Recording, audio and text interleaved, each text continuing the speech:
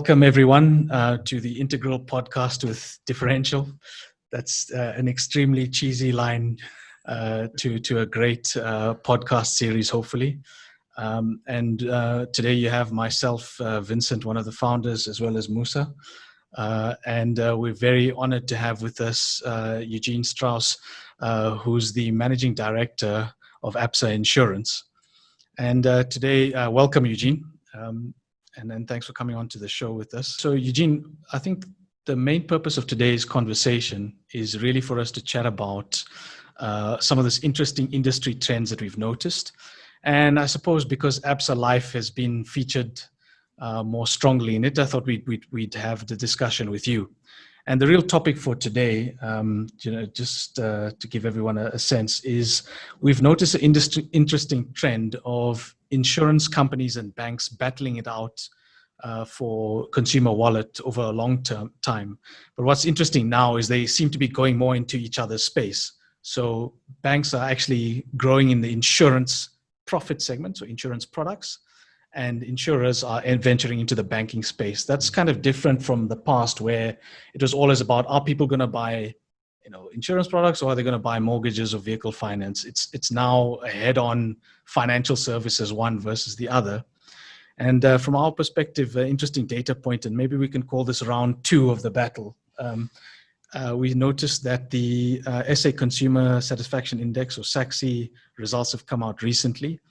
And the banks, and congratulations to Eugene and your team in particular, have come out quite strongly against the traditional insurers. And I think that's a very interesting data point. So Eugene, do you just want to take us through what you guys have done and what you see from your other peers in terms of what seems to be, giving consumers what's quite clear from this survey anyway, better service? Thanks, Vincent, and I appreciate you having me, and hopefully I can add some color to some of what we've seen. And thank you also for the congratulations. I must say we are extremely proud of that result, obviously. And if I have to reflect a little bit on what's caused that, and also understanding the question around, yes, we've certainly seen this, convergence of, life players playing, insurance players playing in bank space, and banks and insurance spaces. And how we see that sort of system here is that I think the place to start is, I think, on the cultural, on the customer side, in terms of some of the key things we've seen, is that it really talks a lot to, it does talk to culture. I think it sounds, I know it's something that's quite cliche and people talk a lot about, but I think one of the things that we've done as a LifeCo in a bank is to say, look, we have to actually focus on setting ourselves apart based on what we do well, so playing the game that we're good at. And with that, you needed to also, have a bit of a distinctive reason why you sort of exist. And I think what we've been driving quite hard over the last couple of years is that, what seems to be a bit of a rallying call is that we are still seen as a little bit of a challenger model, although from the results we've seen recently, the bank insurers are really starting to make up good ground. But the fact that we are still seen as a pretty much a challenger model in South Africa is starting to, it's a rallying call. And then we combine that with something that said, look, we've also got to find, the customer value proposition and why we exist for customers is so important. And we've started to actually say, let's take out the transactional part of the life insurance and not just focus on that so much, but really focus on what is at the heart of what we're doing. So I think the narrative we're driving quite hard is that we actually, when you buy a policy, you're actually giving you peace of mind that will enable the future generations' possibilities. We really started driving that quite hard to make people understand that it's beyond just the contract. It's actually that caring thing that you're doing when you're actually settling that claim. And that's really started cascading into a good culture for customer service, because people then start to think differently about what they're saying to customers. You don't find fine print to the client claims because you're now thinking about are you enabling future generations' possibilities. And in fact, the fact that we're seen as a challenger sort of model store also creates a lot of passion in the business for us to almost show that there's a different way to do life insurance. So I do think that that culture and that energy and that sense of purpose from being a challenger brand and being a caring life provider is something that's started impacting how our customers are treated by our people too. So I wanted to start there. I think the other thing that structurally has helped us and helps a lot of banks and life insurance environment is the fact that we have lots of access to customers.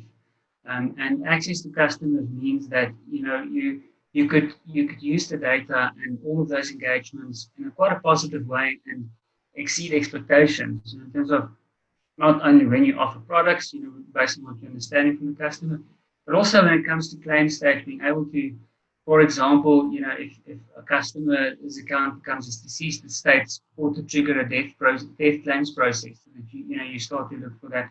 So that access also, really has helped us, being there real time. But I also think that what we've seen is that's made a big impact is value for money. I think one of the things that we've seen as a bank insurer is, and I think there's lots of conversations we can have later about that and further, is that you tend to have a low cost to serve model, and the reason for that is that we can reuse some of the bank infrastructure. The bank's already built an app, it's already built a .coza platform, it's already got a branch infrastructure, and essentially we use those interactions to serve as opposed to trying to build our own.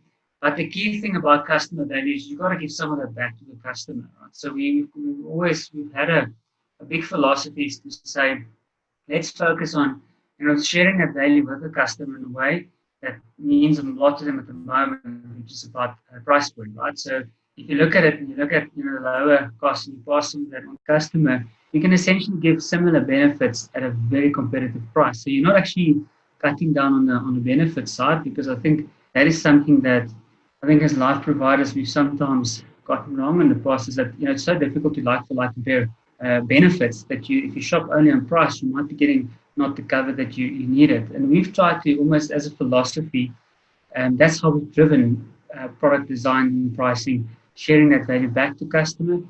And then I think the last thing that I would say that's really helped us on that sexy service is the fact that we've also we acknowledge that things will actually go wrong from time to time, but I think it's the philosophy about how you respond to that. So we take extra care to think beyond just the fine print and the P's and C's, and look at the actual customer outcome of every interaction we've taken, especially if things go wrong.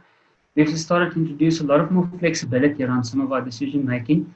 You don't want to challenge the structural soundness of the product, but at the same stage, not every circumstance exactly ticks the box, and we've actually been finding that we've really applied ourselves in terms of how we think about paying claims, about how we treated customers in that space.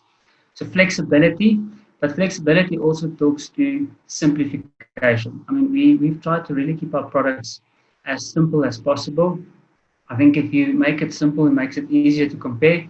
And if you look at our product set too, I mean, we do have also offer the high sums assured, more complex underwritten type products, where you can insure up to very, very high amounts, subject to an underwriting process, and that we sell through advisors. But a lot of the success we've seen in having simple digital and through the branches face-to-face life cover products, which covers the basic buckets of benefits you need in quite a simple way, and then you offer it in a simple way as well with a conversation.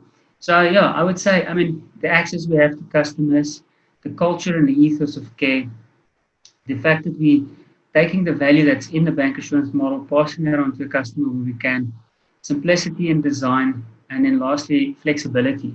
We have to understand that what we do is not always, it doesn't come natural and normal to everyone, and therefore, you need to also have that frame of reference as you deal with customers. So it's really been, quite a collective of things that started to work together, yeah, it's something we're very, very pleased with. Yeah, those are excellent points, Eugene. And I think maybe if I can just try and elaborate a little bit more on your second point, which is really around the access to the customer. And I like the way you phrased it to say the bank has already built the digital platforms as well. I noticed recently you guys also talked about an insurance-specific chatbot. I'm not sure if I read it correctly, but it seems like you've been able to piggyback on a lot of the dev work that one would think is quite expensive. One, but two, I think, and hear me out here, I think banks are so much more used to things going wrong on a high frequency basis because there's a lot of transactions every day. If I think about myself, I probably look at my bank app. I'd be scared to actually to track how often I look at my bank app. And what I notice is that consumer expectations for banking is very high. So, if your bank app is down, on our side, we monitor sort of social media feeds, and people take it, they get quite upset. And I just wonder if that DNA doesn't translate to the way you've looked at insurance, because you mentioned it there about, how you consider about what could go wrong. Just maybe if you could comment on those points. Yeah, sure. Very happy to. I would say my experience having worked both in traditional life providers and bank insurance is that certainly if you just look at how a bank is set up, it's set up to almost be always on. It has to be always on in the world of digital almost. And I think with that comes quite a lot of investment in terms of back-end stability, platform security, support around that. And therefore, it does give you a lot of real-time sort of inputs in terms of where things go wrong and a lot of tracking around, those data points. And certainly, yes, we have seen that we do use that and then quite quickly respond. I think the thing that to get right, though, is that, it's one thing having that infrastructure. It's another thing making sure that you respond appropriately with a lot of context in mind, because that balance around saying, well, okay, what do you do with that failure point and how quickly do you do that? And I think if you get that right, that's when you see a lot of success. But definitely, it is my experience that, banks are built to be more real time. I think just in terms of digitization and reusing of technology, yes, that it really does help us. As similar to the point, and to expand on that, is that, as a philosophy, there's a very interesting journey for the customer you've got to think about, is that you want to be doing as many things as possible, as seamless as possible within the app. However, sometimes you do get to points where there's some deep, underwriting or core system functionality you've got to call. But I think what we started to get better at is to say, look, let's try and put it into the existing platform as seamlessly as possible with a very seamless handoff into, where's the more complex thing. But the reality is we could build into something which already gets a lot of traffic. It's not like we needed to direct traffic to our websites and to our platform. So as long as you make that journey slick, you actually find a lot of value. I think the other thing that we realized that we needed to get right is that we actually still see quite a low propensity or percentage of people who are willing to buy tools for the customer, and they could take the form of either a chatbot, like we've done with WhatsApp. They can also take the form of a telephony conversation. So someone do through this process feel like they're not understanding something, not getting there. You need a very slick process of a call me back to talk to them, or a chatbot, or then, ultimately, if it becomes quite a complex need, you need to be able to plug in, an advisor into that. So we've also built out a lot of support around those platforms, either in the form of basic people on telephony channels, chatbots, as well as the leads to advisors, and even launched, a virtual advisor channel a couple of years ago to get that done. So once you've got that access and once you've got people into that platform, I think the key thing is obviously to make the most of that journey is the other part. But we have seen that, we do benefit from plugging into that infrastructure. On the WhatsApp thing, what we've launched there is actually more of a servicing thing, but it's made a significant difference in the sense that what happens now, if you've got a funeral product, we've realized that a lot of our calls are actually quite simple questions to understand about the policy, the debit order go off, etc. And we found that using the banks already built WhatsApp banking, you could build on that platform, and then essentially you could get some of these questions asked by interacting with the WhatsApp chatbot. So those are to expand on that. I would say definitely benefit from plugging into that. Secondly, we benefit from the scale of activity already in there. where the magic lies there is making sure that you make it life insurance appropriate or insurance appropriate in the journey design. So, I mean, one of the things that have been interesting to us is the question of whether the bank assurance model can really reach all of the consumers. So I think it's been topical as lately as a lot of the banks have been going into, for example, funeral cover and so on. To what extent do you believe that there's a missing gap here? Because when you speak to the traditional insurers, in terms of why they still rely so much on agents who actually end up eating a lot of the premiums that are paid by consumers in the form of commission, they defend it with a standard actuarial training that life insurance is sold, not bought. So you need these salesmen. So do you believe that to be the case, or do you think that this bank assurance model, this more digital platform, can become more ubiquitous? Yeah. I would answer it to say, look, I think you need a very good balance between the two.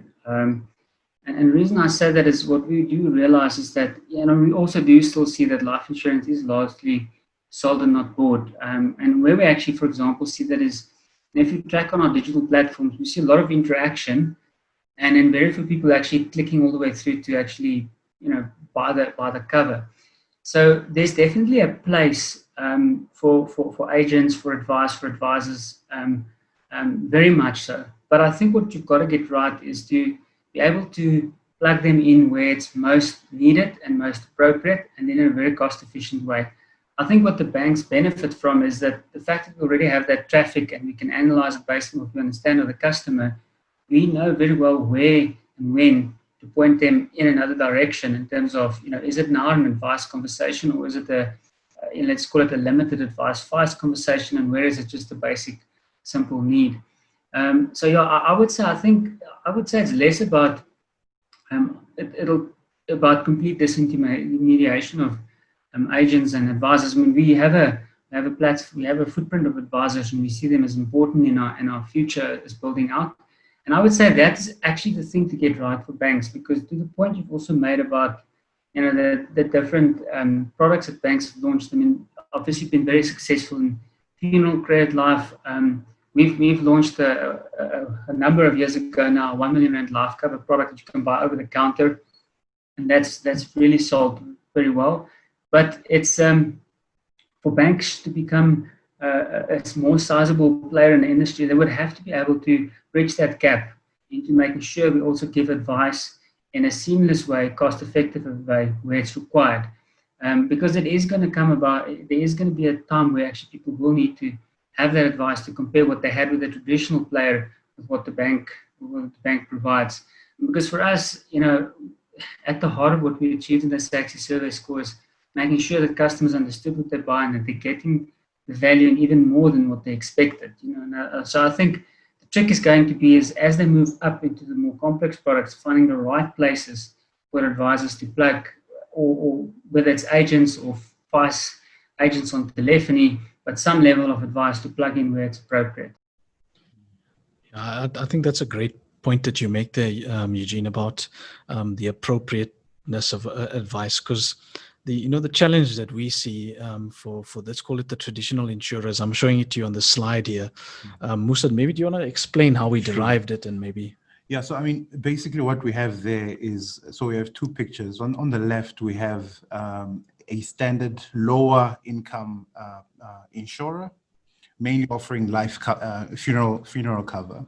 Now, what we've done is we go into the embedded value disclosures, and we can actually back out. So for a given amount of premiums, by just using the sensitivity analysis that's provided at the back, work out how much of the premium goes towards providing for claims. In this case, for the low income insurers, I think it's about 40 Rand. Whereas the rest now goes into covering either profit, but the bulk of it is actually going to costs, right? And this is still based on that mindset that insurance is sold, therefore you need agents and you need to pay them well. Now, on the right, we have a slightly different insurer. Now, this has a slightly different skew towards more savings products and traditional life cover as opposed to funeral cover. But the same can be said about an insurer that distributes without a large reliance on agents. And in this case, you see that's about 86% of the premium goes back to the consumer.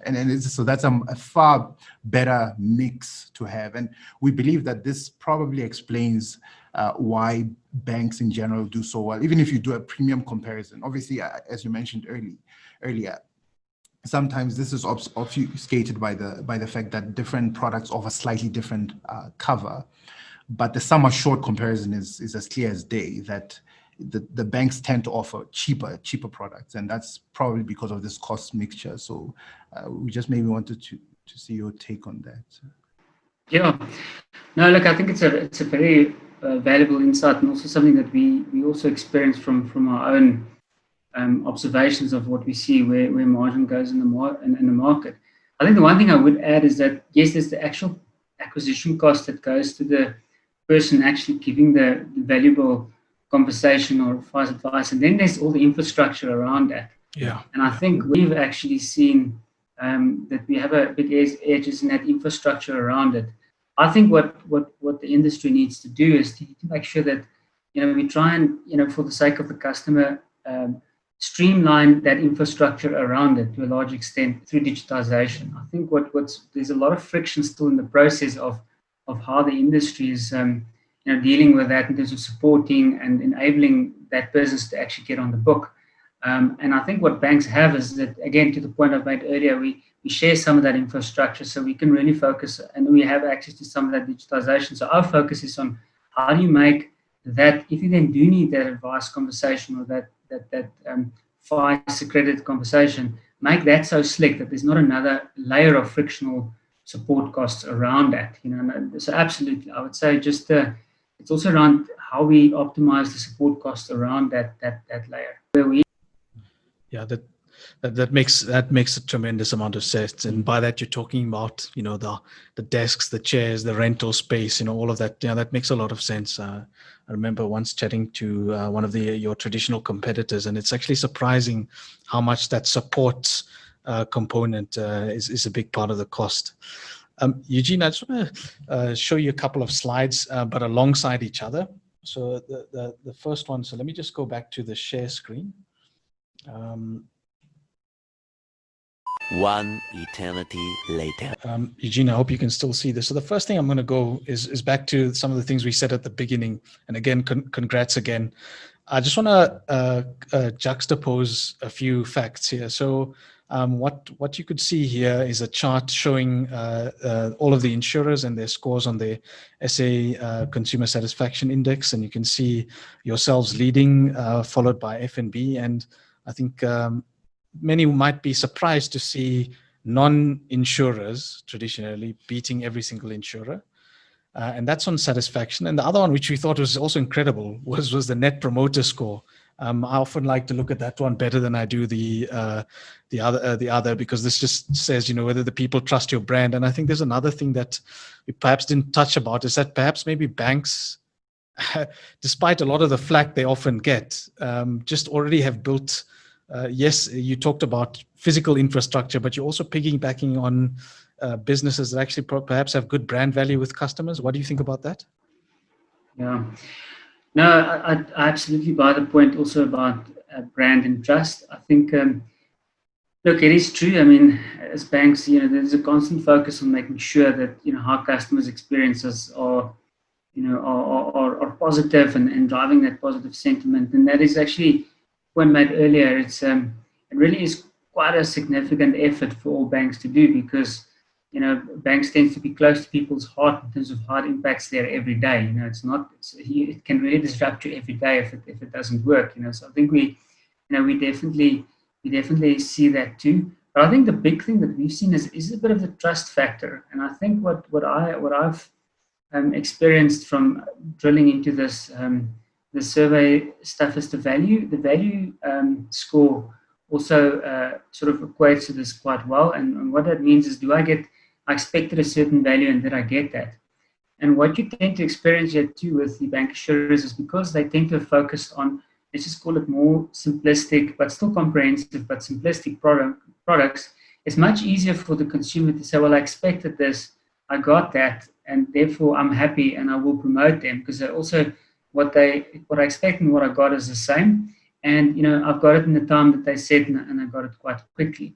And I think what you also my personal view is that I think we sometimes within life insurance industry struggle with some of the legacy and the complexity that lies in that, and that if there's a lot of things that the life industry have had to do over time to keep the sales conversation going, and therefore you end up adding benefits and benefits and benefits, and at the end of the day, it becomes maybe so complex that the customer doesn't really understand what to expect, and that's where advice plays a big role. But it's much easier if you've got a simple product set and that's why it's a principle for us, is making sure that what we sell is easy to understand and that we can defend it.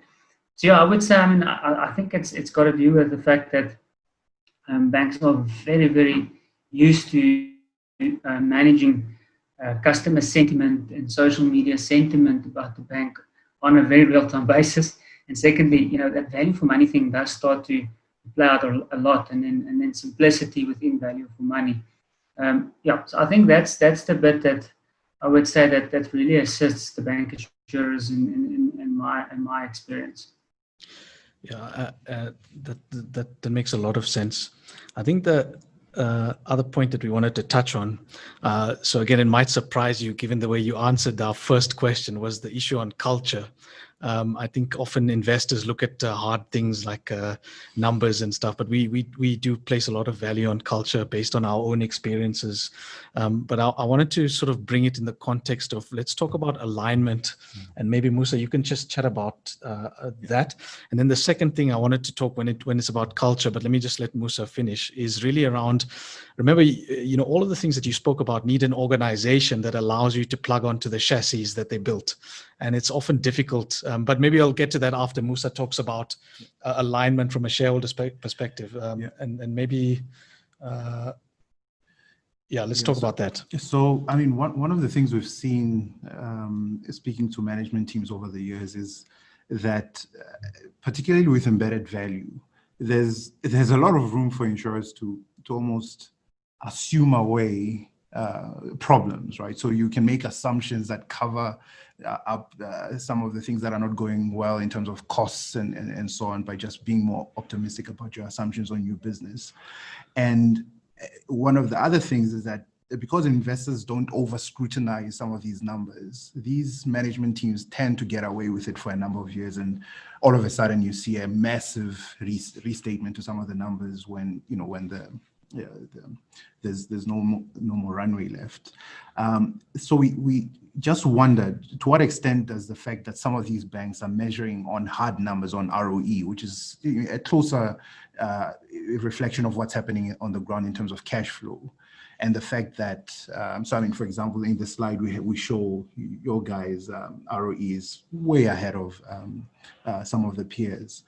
To what extent do you think that drives, and maybe just comment on how you measure yourselves internally? Look, we understand embedded value is still a very, very important metric to look at, but how do you think about the two, a more hard measurement like cash flow generation, return on risk-adjusted capital, and so on, versus embedded value? Okay, good. Now, again, very good question. Yeah, I must say I do experience that. Being in a bank, obviously there's a lot of, the first thing you need to understand that life insurance is still, there's a lot of things that's quite different and unique in life insurance. And when you're in a bank, that brings, an element of different risks. And with that, there's a lot of focus on, actually making sure that you deliver good value for that investment. And I think with that, what's happened is there is a strong focus on cash generation, dividend generation, to protect the balance sheet. So it does mean that the hard and fast, what is the dividends and the cash you generate, the banks do look at that a lot more in my own experience. And that's why, look, I would be cautious to say it's the only thing to look at, because there's a lot of merit also in what embedded value does, because we do run long-term businesses, and you don't want to be locking in every little blip in the market that's happened. So you would need a good balance between the two. You need to make sure that you always test all of your decisions, because there's a bit of a perverse incentive in only looking at cash flow, as well as you can literally write less new business and generate more cash, because there is still a lot of cost gets thrown at them at investing into new business. Whether even if it is very efficient, there's still a cost of doing new business. So that's why for me, we tend to look at both. We do see that the bank focus a lot on this, which is why, as a philosophy too, we wanted to keep our balance sheet quite lean. So what we do is we try and, based on our risk appetite, have the minimum buffers we require, and the rest we declare as a dividend, because, the cash can be better generated elsewhere. And we also, I think it talks to you about sticking to your knitting. I think there's also a big opportunity cost on ROE in terms of going after, trying to be too many things to too many people. And I think the other thing that you see reflecting here is that, we as a bank, and I know a lot of other bank insurers do, tend to focus on the products where they know they will be able to cover the capital. Whereas, in the more traditional players, you do see a big spread of products and trying to compete in all the different markets. And that comes with a capital requirement. And then that's why, for me, I would say you've got to look at a combination of the two. I am a big fan of, at the end of the day, what's the cash that we generated? What's the dividend we've paid up? But I'm also a fan of, looking at it through the cycle and saying, are we making longer term sustainable decisions based on embedded value? And so for, people looking at this, I would say you need to look at both. Both have the benefits, but you would need to, when you're looking at embedded value, really understand the sensitivities and understand, some of the assumptions that's been made, because that's a good indicator of longer term value of what you've got in the book. There's a very interesting thing about life insurance as well, in most books, is that 80% of the profitability is really what you did years ago. It's not really what you've done this year, except for maybe assumption changes and methodology changes, etc. But if you don't have a lot of those, it's a long-term business, and therefore you need to have your finger on both, checking how does it generate cash, does it return a dividend, and then does it create a good valuation on an embedded value basis, and the balance and the magic sits in the balance on both. Yeah. Maybe just one more point. If we go to the slide on that shows value of new business, actually, that's actually the most shocking slide I've tended to only look at the life insurers as life insurers and leave the banks to Vince. But what we see here clearly, actually ABSA Life is the fourth largest if you compare them to the listed guys. I think obviously an FBOB will probably fit in somewhere in there, which is one of the larger non-listed ones, and maybe a Hollard. But of the ones that we mainly look at, it's exceptional. And again, it goes to show you that even if you are focusing more on the cash flow, it doesn't mean that your embedded value targets will not be met, but maybe that you'll just be more, cautious about some of the things around cost. So, for example, if we look at some of the insurers that should, under normal expectations, be ahead of you, a few of the things that have really gone negatively for them is the cost side, and I think that's why, particularly things like acquisition costs have really harmed them. So, again, props to you for doing well on all of these measures. Yeah, I just think on that, Eugene, as someone from myself who's covered you for quite some time, maybe if you could just spend a couple of minutes before I go back to my question on culture, just talking about all of the changes, because the ABSA insurance cluster has changed up. You've gotten more lean and focused, in my personal opinion. Maybe if you can talk us through that journey, and again, from my perspective, as an investor, as someone has seen it, I see the financial results in VNB and earnings. I'm also starting to see the impact come through on customer satisfaction.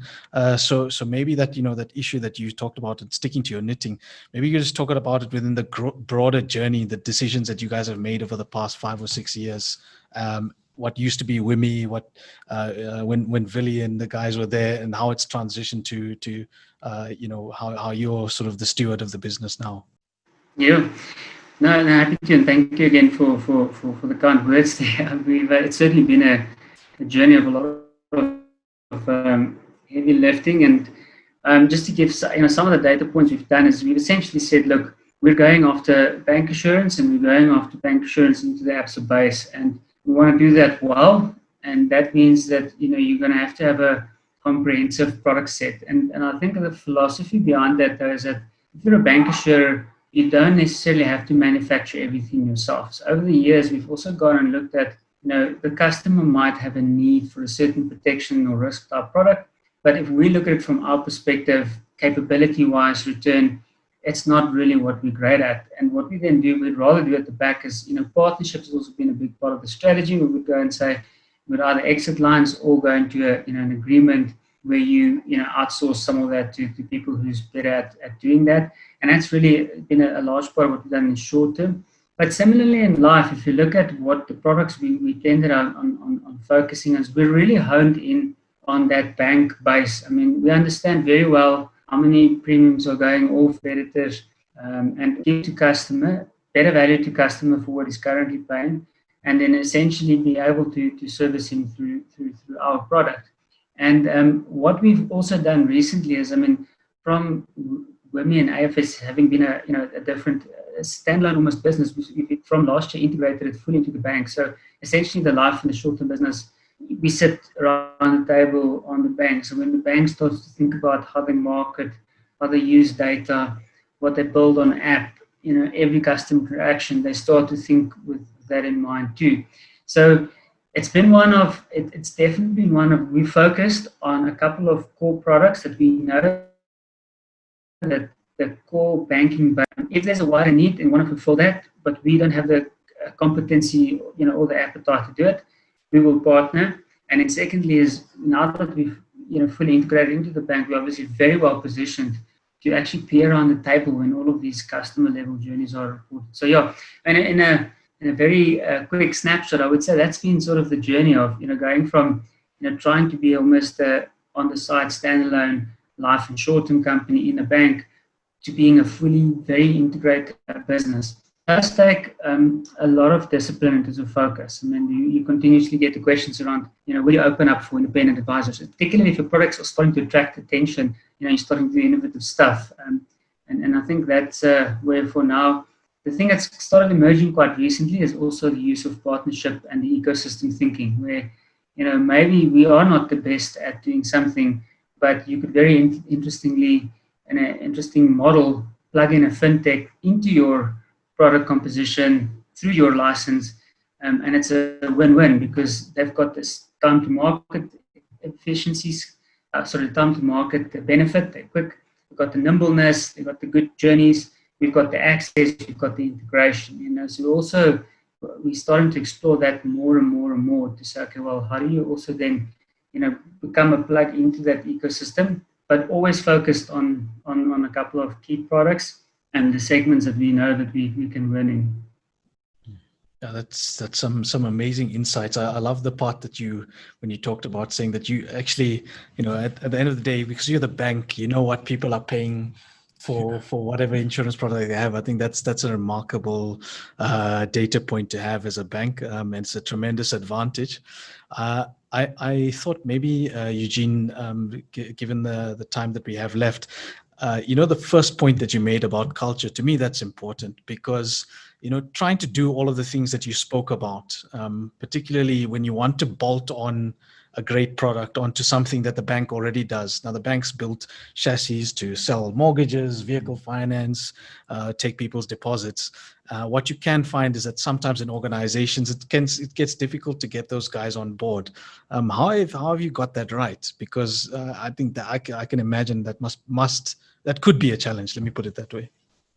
I would say I think the overarching guiding for me personally been, and as it's been for my team, is we just have such a belief in what we can do can be industry and consumer needs shaping and can really almost reset and do something quite interesting in a different way. So that belief fuels a lot of that drive and energy to do that. I think secondly is you've got to acknowledge that with every opportunity comes its challenges, and the biggest part of your role is to actually navigate through that, to translate, to show the value, to be able to show it in a way that you translate it into language that's commonly understood. But I also think that what's really assisted is this fact we are integrated now starts to become a message around we're actually part of the same business and not just a challenger business on the side.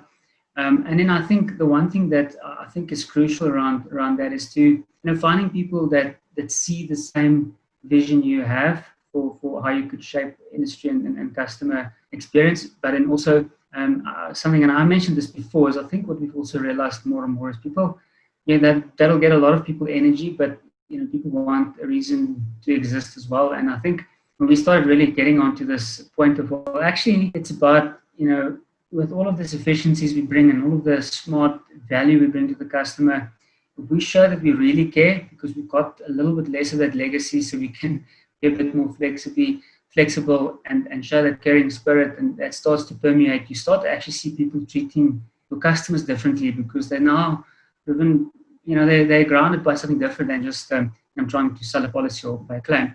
And I think so, acceptance of that it will be different and you'll have to translate. Understanding that you have to have a vision, and people have to have a vision, buy into that vision, and then the reason for exist, the caring piece is something that we're going to do, and then to understand that you're never fully there. I think one of the things we've also embraced a lot in our business is this concept. It's a language we say about stay humble and hungry. So hungry for more, but humble to understand that once you think you're great, you start losing it. So I think from a culture perspective, those are some of the key sort of narratives. But also very, from a collective group, ABSA group perspective, we've also been, since the separation, doing some amazing work around resetting the culture. And Daniel is, really pushing that forward in stride. So I think that's also been a big benefit for us, is that, it's not just about what me and the team have been doing, but the whole group culture has been ready and moving with that as well. So that's for me personally very, very exciting. That's why, I know talking to investors, it's sometimes a weird concept, but it's one of the, it is the multiplier is culture. Yeah, absolutely. I think, as I said, from our side, we take that seriously because, we look at data and we love the hard stuff. We love the models and the stats.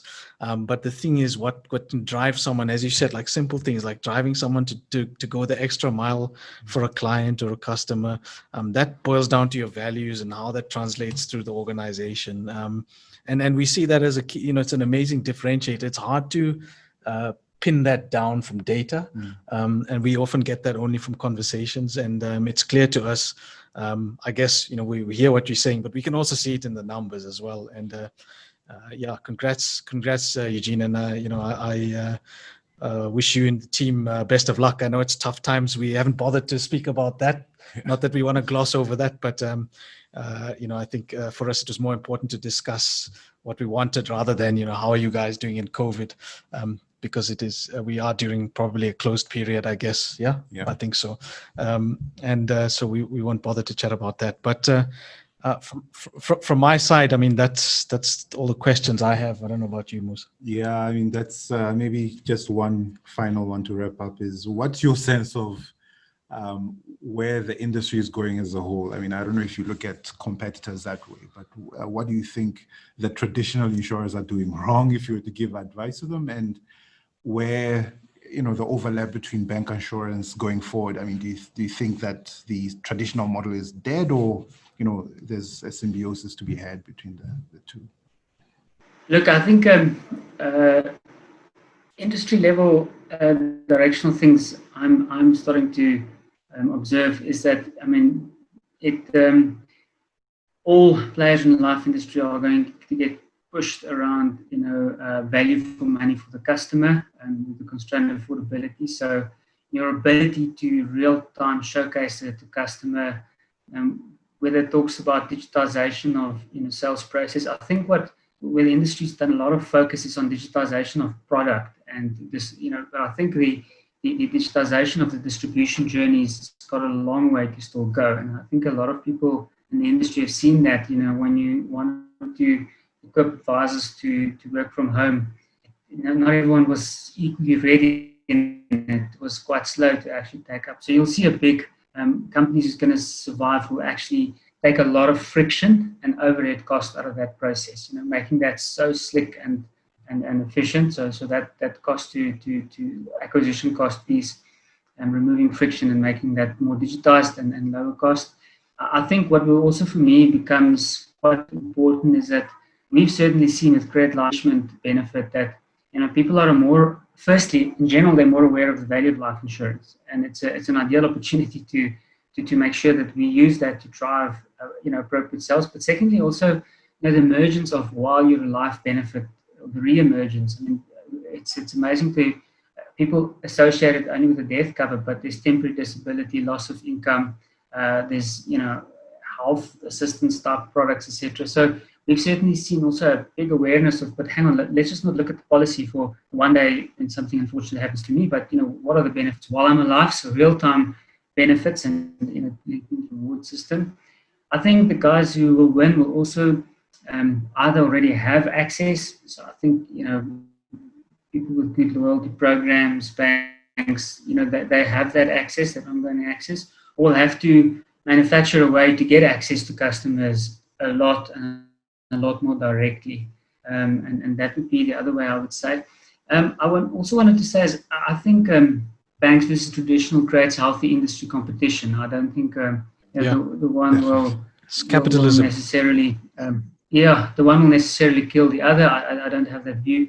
I still think that there's a large underinsurance gap in South Africa still, and it's really because of access, financial inclusion, awareness, and if all of us get very smart at playing these games well and being more competitive, we will actually get a better consumer uptake.